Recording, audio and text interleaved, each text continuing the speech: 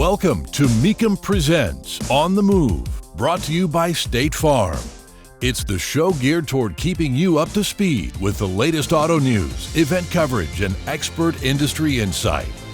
Now, here are your hosts, Matt Avery and John Kraman. Hey, and welcome to another On the Move. My name is Matt Avery. I'm executive producer of The Transmission, and joining me is co-host John Kraman, lead TV commentator for Mecum Auctions on NBCSN. John, today's show is very special in that it is laser focused in diving into the mystique and magic of one of the most desirable brands on the planet, and that is the world of Ferrari. Yeah, we're going to call it the Ferrari Experience, Matt. And there's a reason for that. Segment 2 guest is going to be a fellow by the name of Steve Todd Hunter of the Todd Hunter Collection, coming to our Glendale auction next month. 20 world-class entries, 17 of those cars, 3 motorcycles. And let me just give you a quick rundown of what exactly is in Steve's inventory. Now, keep in mind, this is our main attraction. This is one of the finest collections in the world, and I think you're really going to enjoy the mix of the inventory. We'll start with the Ferraris first. 1992 Ferrari 512, the legendary Testarossa. How about 2,000 original miles? An 01 550 Barchetta Pininfarina. That's the manual transmission car, very desirable and rare, 448 built. This is VIN number 4 and less than 1,500 actual miles. An 05 575 Super America, 1,300 miles. An 09 F430 Scuderia Spider 16M, one of 499 built, 1,800 miles. The legendary GTO, back for its third time in the entire run of Ferrari, legendary nameplate, only 175 miles on that one. A 2016 Ferrari F12 Tdf, under 500 miles, formerly owned by Roger Penske. And finally, in the Ferrari lineup, a 2018 812 Superfast, maybe the ultimate front-engine V12 Ferrari ever, about 2,200 miles, and that normally aspirated V12 putting out 789 horsepower. But how about this mix as well? A 69 Dodge Daytona, a factory 4-speed car, 2018 Dodge Challenger SRT Demon, under 800 miles. A 2014 Mercedes-Benz SLS AMG Black Series, their top hot rod, one of only 5 built in fire opal red. 2006 Celine S7 twin turbo. Now that's 750 horsepower, less than 1,200 miles. The hot Corvette, the 2019 ZR1, 805 miles. 65 Shelby 427 Cobra continuation car, known as the FAM, Matt, and that stands for Ferrari's Ass is Mine. Seriously, only 2 of these were built, formerly owned by Paul Walker, the famed actor and automotive personality. 2 Boss 429 Mustangs, both from 1970, one Grabber Blue and one Grabber Green. An 09 Shelby Super Snake with about 2,500 miles on it. An 11 Shelby GT 350 with about 1,200 miles on it.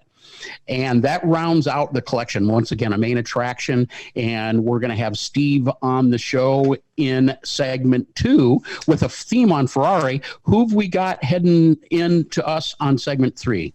It's a guy with no shortage of passion or expertise on Ferrari. It is Steve Matchett, longtime TV commentator and also author. He's written a book called Always Ferrari, so he definitely knows the ins and outs of the brand, and he'll weigh in further to really kind of demystify this Ferrari experience. Now, John, you mentioned that we are just a couple weeks away from Mecum's Glendale auction. Right after that, we do not slow down. There's many more auctions. What are some of the other events later this spring? Well, we go right into the Gone Farmin' Spring Classic. It's March 25th through the 27th. We'll be in early April. We'll be in Houston. It takes us through the next couple of months. Las Vegas Motorcycles coming to the Las Vegas Convention Center. That is April 28th and May 1st. Now, that's a schedule change from January at South Point. And that is shaping up to be a big auction, certainly the world's largest vintage motorcycle auction, with a scheduled 1,750 cycles. Hey, Matt, speaking of our Glendale auction, we know that the Steve Todd Hunter Group is our main attraction, and so much attention given to that, of course, and well-deserved. Anything stick out in your mind? It might not be up to that value category. Well, I'm a Wagon guy, and the one that jumped out at me was lot number F102. you. It's a 1958 Edsel Bermuda station wagon, and it has such a great look with its two-tone paint. It's red and white, and then also it has wood paneling. But my favorite feature is probably around back, and it's those very distinct boomerang taillights. And Edsels are quirky, cool, and I think the fan base is growing, and I totally dig it. Now, John, I know that you tend to kind of favor muscle, so is there a muscle consignment that's catching your eye? Yeah, rare muscle indeed, Matt. How about a 1970 Oldsmobile 442 W30 Convertible? It's lot number F, as in Friday 118. It's twilight blue. It's a factory four-speed car. Only 96 were built. And, of course, the heart and soul of the W30 package was that behemoth of a power plant, 370 horsepower out of that 455 cubic inch engine, selling at no reserve, by the way. And I'm expecting bidding well north of six figures on that one, Matt. Well, let's keep the theme on muscle going, transitioning to talk about some car news. The world of off-road pickup truck performance is heating up, and there's a growing dyno battle to see who is king of the off-road hill, with Ford's Raptor now being challenged by the Ram TRX, and there's all kinds of excitement surrounding that. But now it looks like there's a growing SUV battle to see who's king of the hill. One of the first entries into that fray will be Jeep's Rubicon 392, arriving later this spring and packing 470 horsepower. John, you had heard some rumors about what Ford's response to that may be. Yeah, Matt, we've talked a lot about the upcoming Ford Bronco, not in the showrooms yet, but getting very, very close. Certainly, I think Ford getting back on board with that has a lot to do with the popularity of the vintage Broncos, especially the first generation Broncos that were built from 1966 to 1977. But they are being put together with a level of off-road capability and I think ultimately performance previously unseen. Here's what we think is going to be happening. Maybe a Raptor-inspired version of the Bronco, believed to have been seen out testing in the deserts. Now, keep in mind, standard power plants on the upcoming Bronco include a Turbo 4 and an optional 2.7 turbocharged V6. Both of those engines will give plenty of power.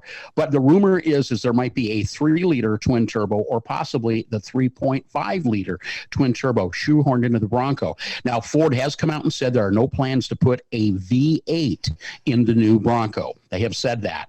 But that doesn't mean that they can't have a turbocharged V6 putting out V8 horsepower levels. So be keeping an eye out for that one.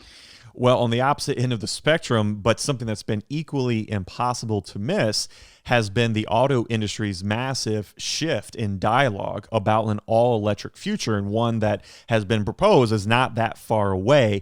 John, I think it's very important to note, though, that while the automakers seem to be charging forward, I don't know if consumers are quite there yet with an all-electric future.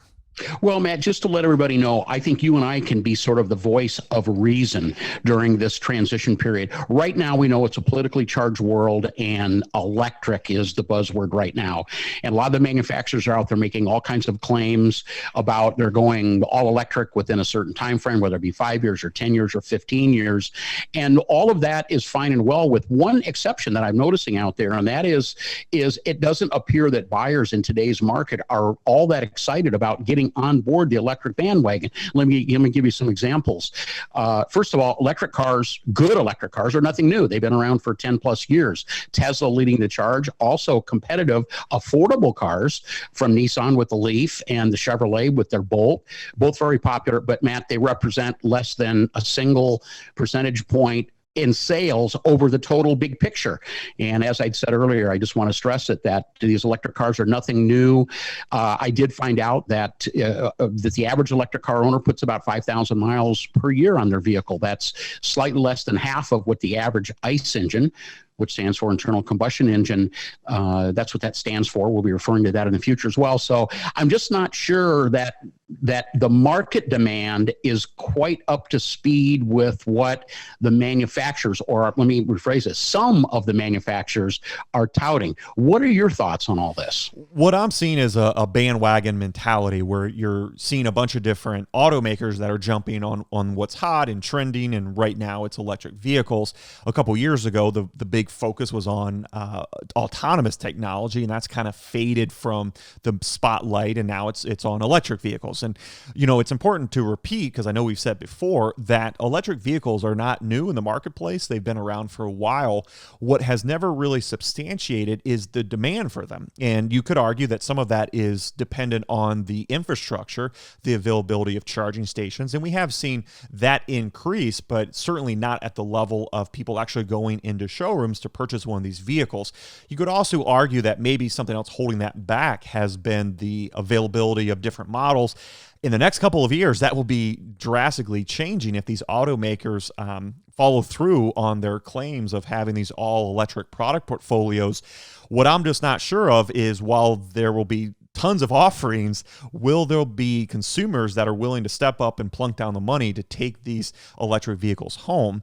Something else that's interesting is what you caught recently about some of the dialogue, and a little subtle shift that might help some of these automakers follow through on bringing new technologies to market, but not necessarily having them be all electric. Yeah, zero tailpipe emissions as opposed to zero emissions.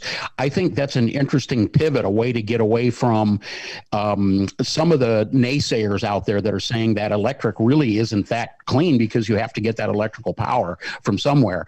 Here's all I know about that is, Matt, is right now I know that in our country, our electrical grid is pretty well stretched to the limit. In fact, in certain areas, they have to pull back electric power. And there have been studies done consistent across the board that we're going to need about a 35% increase in capacity in the electric grid to be able to handle charging should we see a big shift towards more electric powered cars. So I'm not sure how we're ever going to get there. And then on top of that, you've got the ingredients that it goes to take to make these batteries. They have to come from outside of the U.S. It's a very extensive mining process. There's a lot of costs in doing that. There's also distress to the landscape when that happens. So that's why it's kind of a long explanation. But I think that ties in with the buzzword that's out there now of zero tailpipe emissions. They're no longer saying no or zero emissions. I think that's an interesting shift as we sort of move forward on these electric vehicles. Mecum Auctions is proud to bring you On the Move with Matt Avery and John Kraman. For more on the world of collector cars, head over to mecum.com. Now let's get back to the show. I could not be more excited to have a world-class collector on the phone with us today. His name is Steve Todd Hunter, and he is bringing a group of 20 vehicles to the Mecum Glendale auction held March 18th through the 20th. Just a little bit about Steve. Very successful businessman, but even more importantly, a lifelong passionate car guy, former NASCAR team owner. Today, a world-class car collector by any standard, a beautiful 10,000 square foot building I had a chance to experience. And Steve really did a great job of pointing out some of the special features of his car. So let me just run down a little bit about what this group is all about. Of the 20 vehicles, 17 are cars, 3 are motorcycles, and we're going to focus on the Ferrari experience, and that's 7 Ferraris that we're going to be talking about specifically. There are some muscle cars, including Dodge Demon and a 69 Daytona. There's a high-end Mercedes-Benz. There's a Celine S7 twin turbo as well. Some great vintage Mustangs, including a couple of Boss 429s and some later model Shelbys. Overall, an eclectic group. But I want to really tap in, bring Steve in, and bring him in to find out what makes Ferrari so special and how did he first get introduced to it and how does he feel about this brand today compared to the traditional muscle cars that he grew up with and started his collecting with. All that having said, Steve, thank you so much, man, for coming on today to spend some time with Matt and I. Thanks, John. Thanks, Matt. So let's begin. Let's kick it off by how did you get into the car world, the collecting car world specifically? And at that time, was Ferrari even on your radar screen? No, my father was an automotive design engineer, and I had the pleasure growing up of seeing lots of different cool things in the research center, and it was just ingrained in me at an early age. And obviously, when I got my license, it stuck with me, and by the grace of God, it's stuck with me for the last 45 years. So at what point did you say, or did you realize that you wanted to try to dip your toe into Ferrari? How did that get started and when did that begin? I think that my first introduction to Ferrari was from the Miami Vice TV show with Don Johnson driving the white Testarossa. Cool.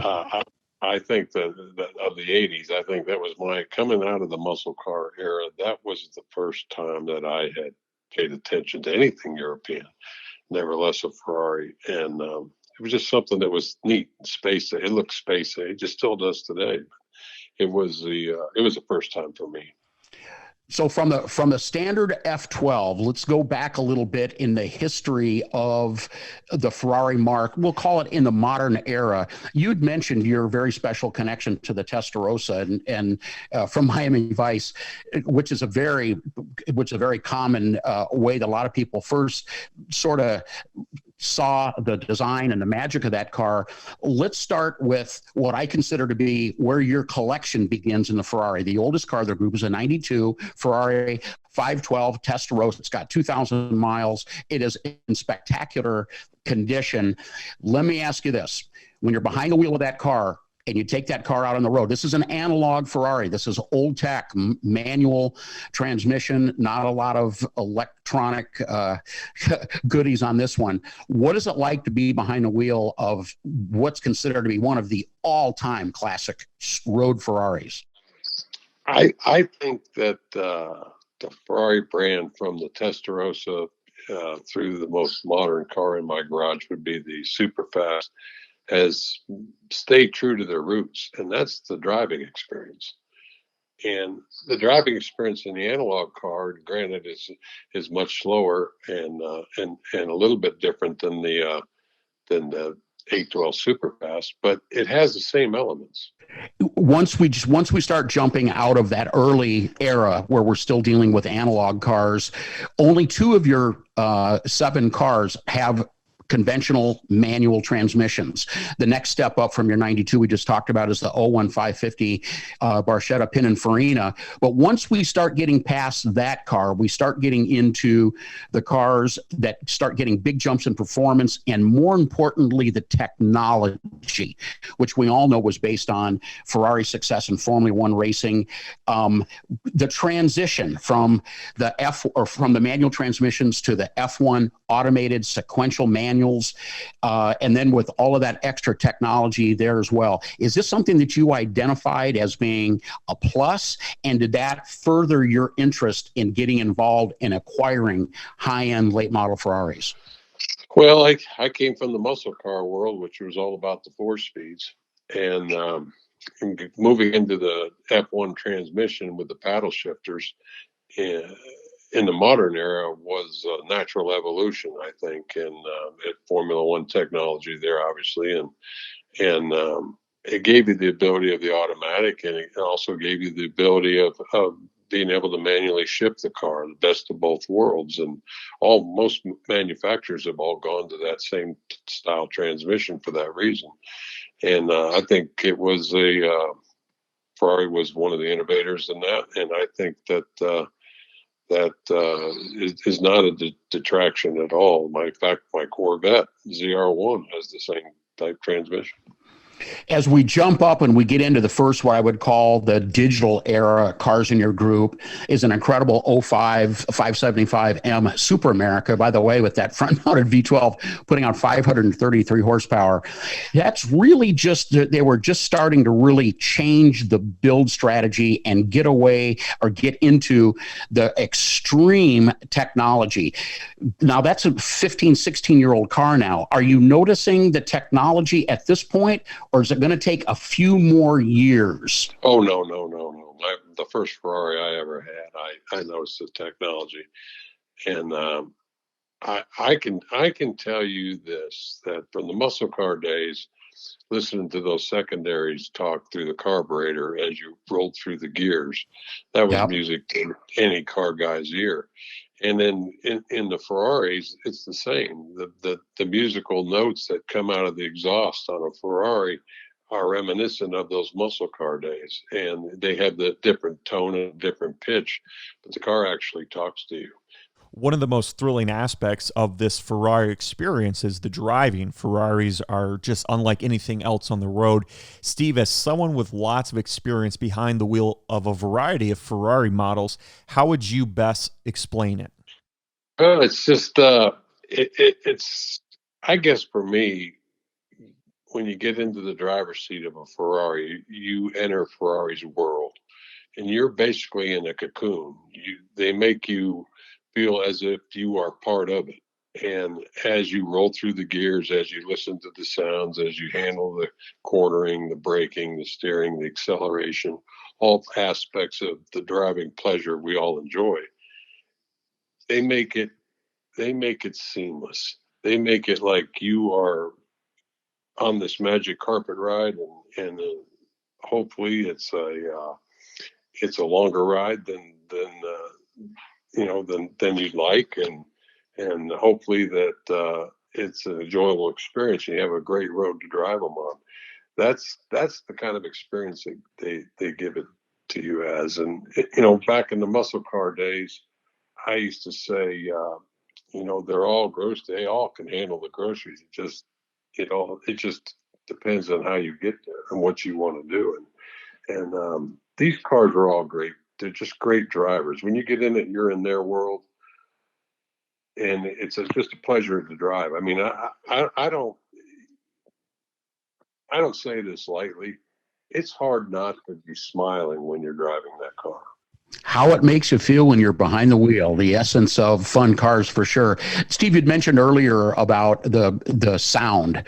So if we take some of the elements, some of the ingredients that sort of add up to the Ferrari magic, certainly the exhaust tone, the sound, something that's very important to that brand. The performance of the car obviously stands for itself. The technology in these cars, especially in the newer cars, is it a combination of all of these ingredients, or does Ferrari do something special that the other manufacturers haven't quite figured out yet, but maybe are trying to get there?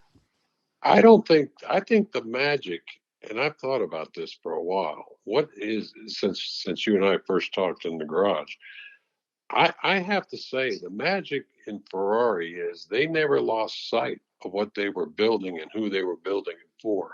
When you and I were spent a couple hours looking at your cars, you had said to me, you said you really need to drive one to experience it.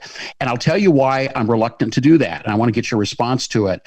As a lifelong car guy, having a variety of cars over the years, including a brand new C8 Corvette and a lot of traditional manual shift cars still in my little collection, honestly, I don't want to have to get into one of these cars and be disappointed after having experienced a Ferrari. What is your reaction to my mindset on that? I think that's an accurate assessment. Well said. Now, all of the Ferraris that you're bringing to Glendale have a very specific look, and that they're all painted red. It's a very popular color for Ferrari, Steve, but I'm wondering, is that a specific color that you seek out? I've had other Ferraris that weren't red, and it just seems to be the complete Ferrari. I mean, the national color for Ferrari is red. The racing teams are red. Ferrari's known as a red car. That happens to be my personal preference in life, the red cars, and so it makes it easy for me to do that with a Ferrari. But I just think it's the complete car. Let's end our conversation, Steve, with a little bit of a discussion of the newest car in the collection that's going up in the auction block at Mecum Glendale, and that is the 2018 812 Superfast. It's got a little over 2,200 miles on it. It is that classic front engine V12, normally aspirated. It's displaced a 6.5 liter, 789 horsepower. This car was stickered for well over $400,000 when it was brand new, and it's still considered to be cutting edge. Why that car? I think that is everything in a naturally aspirated V12 front engine Grand Touring Ferrari sports car. That's pretty much what it is. It can do everything that you want it to do. It has all the horsepower. It has all the creature comforts. It has a fantastic stereo in it. Handles, has fly-by-wire steering. i.e., the faster you go, the tighter it gets. The car has literally everything that you can imagine in a modern Ferrari. Like I said earlier, when you get into one of these cars, and even from the Testarossa all the way through the Superfast, there's no disappointments. For their era, it is what you expect. If you had no experience in a Ferrari and somebody told you, okay, you're going to get to drive this car today, you would come out of that driver's seat with a smile on your face thinking, wow, I get it.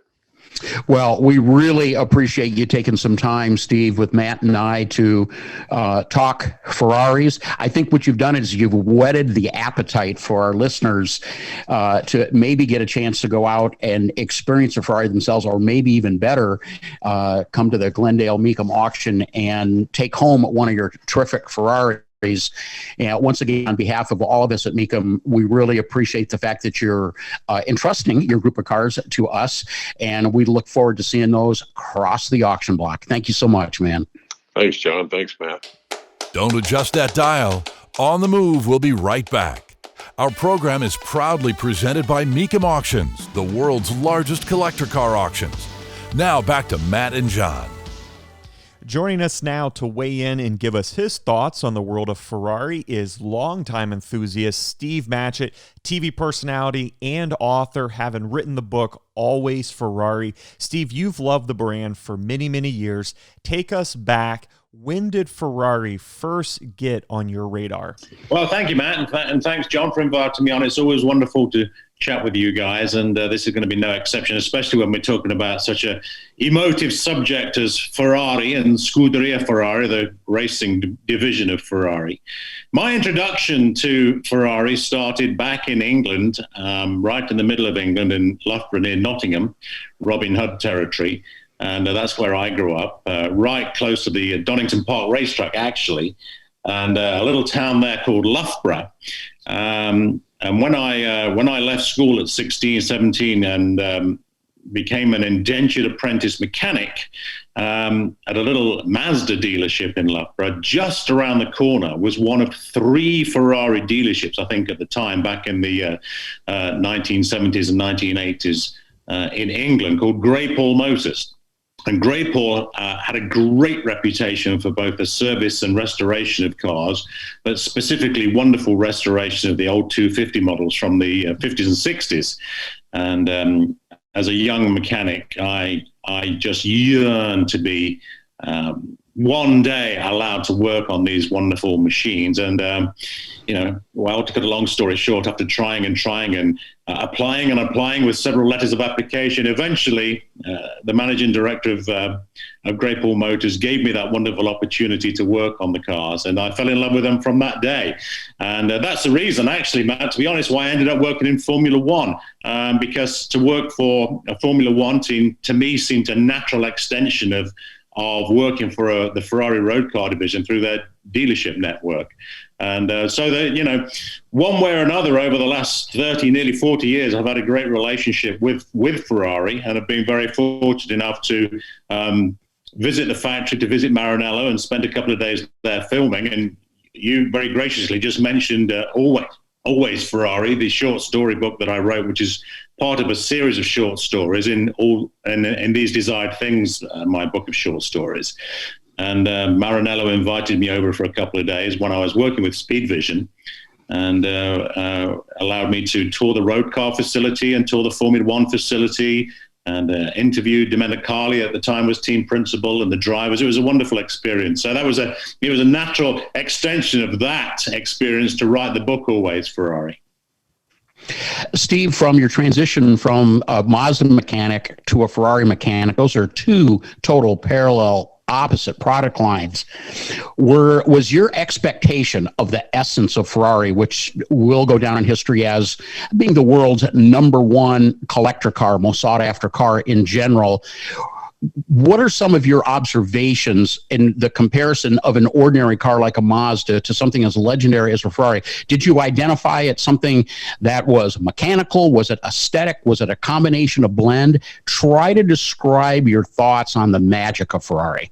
Well, the magic of Ferrari, JK, is exactly right. You've hit the nail right on the head there. There is this mystique and aura, a legendary story, a history that's built up around Ferrari and Scuderia Ferrari. And it's all of that mystique and aura which plays such a big part into the appeal of the car company and the road car company and the racing division, Scuderia Ferrari. And it all stems really when you look at the very distinctive emblem of Ferrari with the black prancing horse on the yellow shield and the tricolor of the Italian flag also included in that. And if you look at the emblem, it's got that wonderful font of SF onto that shield, which is Scuderia Ferrari. And the story of the emblem itself, where the prancing horse came from, and the Modena yellow of the background, which is where Marinello is based in northern Italy. And it just builds up this wonderful legend. And when you combine that, guys, with their tremendous success in racing, not just in Formula One, but also in sports car racing, and how Ferrari so very carefully weave the legend of their past into the cars of the present, how they always keep making an homage back to the racing history with the new cars. For example, the DTF, one of the wonderful modern cars. Steve Todhunter has got one of the DTF cars, and when you look at the way that bodywork is designed with the little louvers on the back, that is an absolute nod from Ferrari to their history. And also with things like the GTO, the name of the GTO, it's only ever been used 3 times in Formula One's history, in Ferrari's history. So Ferrari are extremely good at very carefully using their success of the past to ensure their present and future success. But in terms of just the cars, JK, they never were the easiest of cars to work on. But for a young mechanic who is a young and enthusiastic mechanic, that is the appeal, to understand how these V8s and V12s work, and understand that, even on something like a Testarossa, from the 80s, the Testarossa from the 1980s, the fact that you have to take the transmission and engine out of the car to change the cam belts. Well, if you suggested that to Mazda, they'd just look at you like, what do we want to do that for? We don't need to do that. No, you don't need to do it, but you can do it with the wonderful layout that Ferrari have introduced with that longitudinal V12, flat 12 in the back of the Testarossa. It's all that sort of thing. They're not the easiest of cars. They're not the most economical of cars to run. Of course they aren't, but the payoff is when you turn the key, for example, of a Testarossa or a 308 V8 on carburetors, and you hear that wonderful, unmistakable burble from the carbs. You're looking at something, listening to something very special. You mentioned Steve Todhunter. He had just told us just a few moments ago that when you get into the cockpit of a Ferrari, you enter their world, and it's different from anything else. What's your response to his comments about that? Yes, it's absolutely true. There is something unique about sitting inside a Ferrari. And again, to go back to the way Ferrari very carefully structure their present and future from the past, if you look at the marketing budget for Ferrari, for example, when was the last time you ever saw an advert for Ferrari, a commercial for Ferrari on the TV? Probably never. When did you last see an advert in a magazine or a newspaper?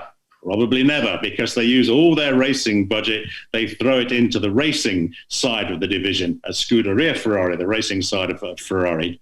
And they use the legend of their racing operation, not just the legend, but the success of their racing pedigree to sell their road cars. And if you go right back to the days when Enzo Ferrari started Ferrari, Enzo never really, my understanding is, going back to the very early days of Ferrari, Enzo never really had a great interest in road cars. Enzo was all about racing and race cars. But of course, racing is a very expensive hobby. And so to fund Scuderia Ferrari, Enzo was finally convinced by those around him to produce road cars. Sell the road cars, Enzo, and you can use the profits from that to produce the next Formula One car. The next Formula One car wins the World Championship. The legend increases. You take the legend from that and you put it onto the road cars. The road cars sell even better. And it's a wonderful cycle of income and generating success for the race team and the road car division. And again, that is what they've done so well. And if you look at their Formula One success, guys, you know, they have 16 Constructors' Championship. Well, in Formula One, for the teams, the Constructors' Championship is the all-important essence of the sport.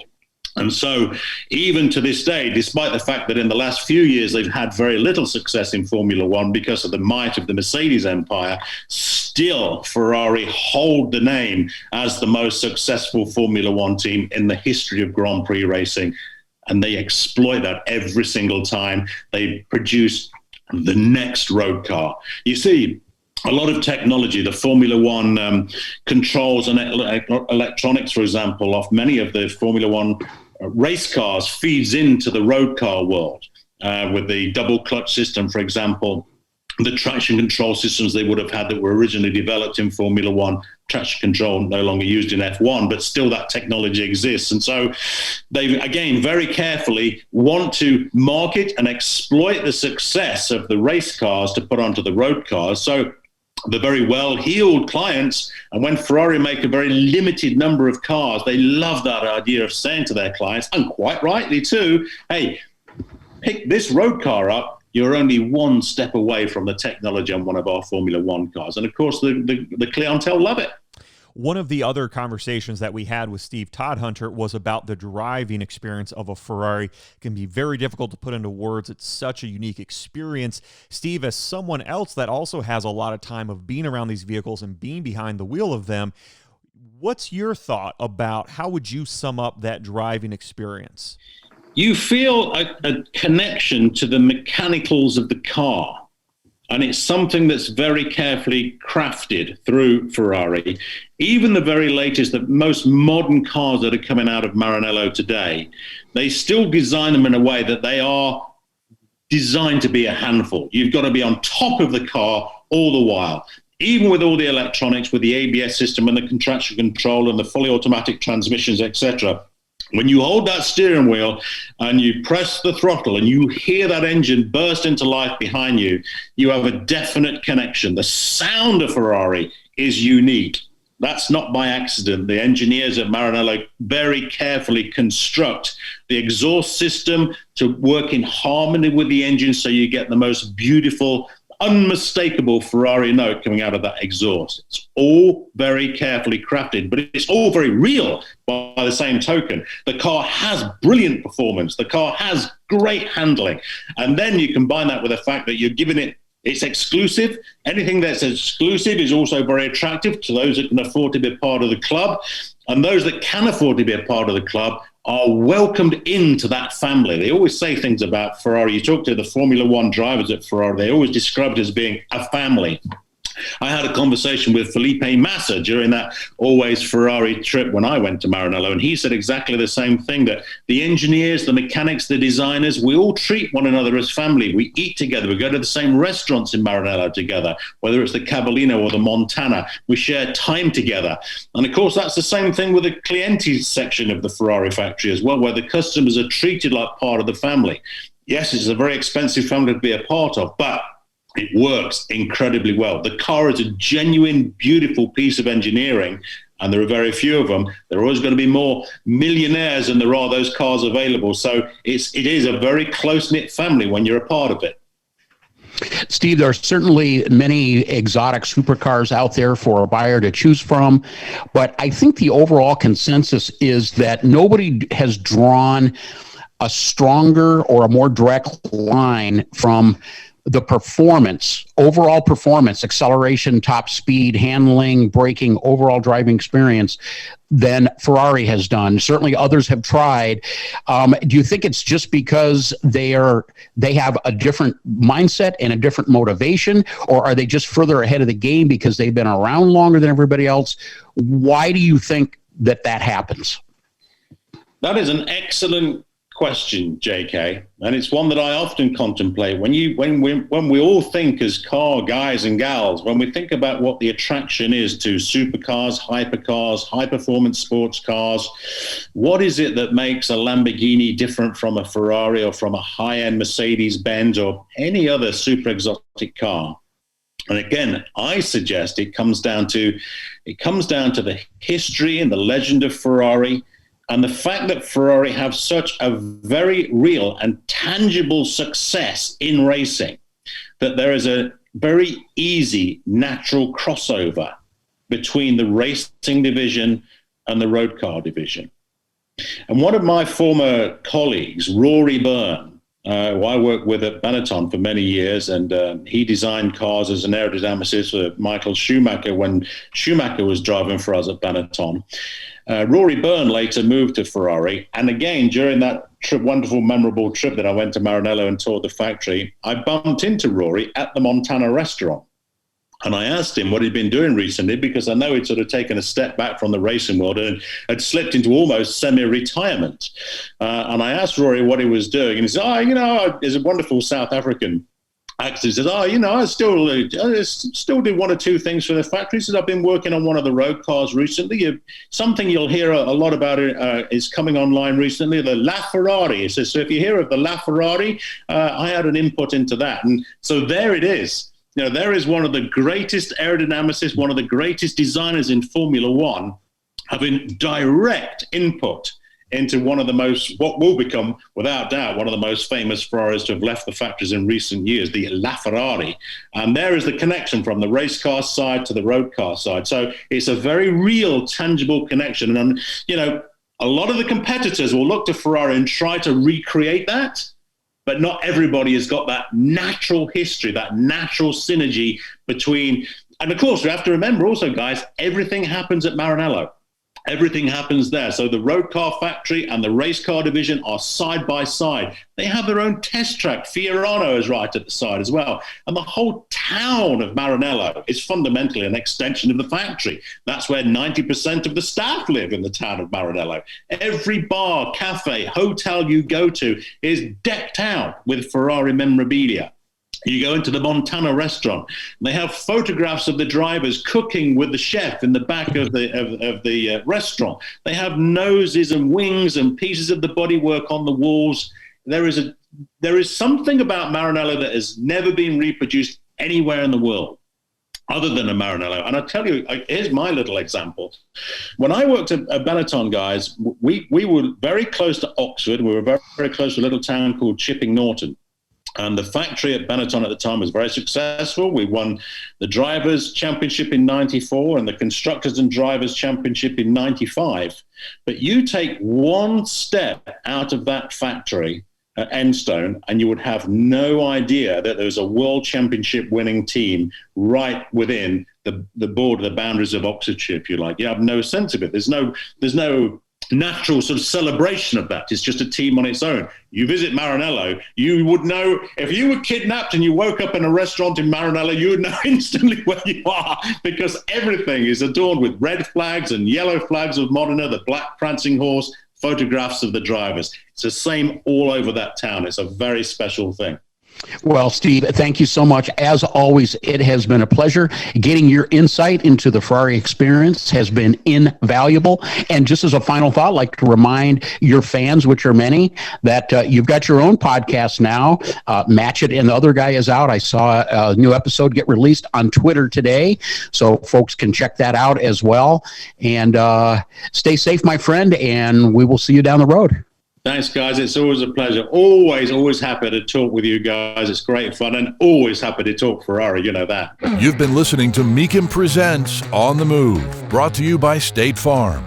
For more information, visit Mecum.com.